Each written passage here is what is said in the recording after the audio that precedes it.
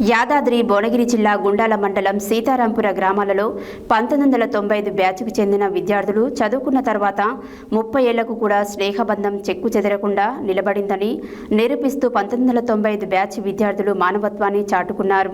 సీతారాంపుర గ్రామానికి చెందిన 1995 SSC batch పూర్వ విద్యార్థులు తమ మిత్రుడు మలిపెద్ది నర్సిరెడ్డి కుమార్తె మలిపెద్ది దీప్తి అనారోగ్యంతో ఆసుపత్రిలో చికిత్స పొందుతున్న విషయం తెలుసుకున్నారు.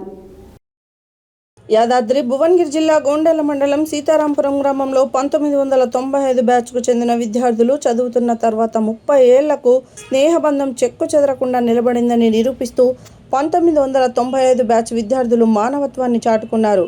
సీతారాంపురం గ్రామానికి చెందిన 1995 ఎస్ఎస్సి బ్యాచ్ పూర్వ విద్యార్థులు తమ మిత్రుడు మలిపెద్ది నర్సిరెడ్డి కుమార్తె మలిపెద్ది దీప్తి అనారోగ్యంతో ఆసుపత్రిలో చికిత్స పొందుతున్న విషయం తెలుసుకున్నారు.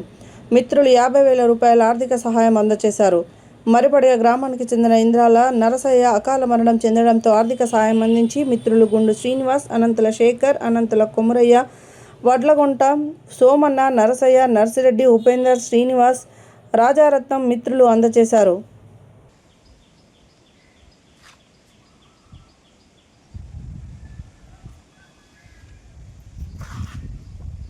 ఏ పర్పస్లో ఇస్తా చెప్పు. మాట్లాడు చెప్పు.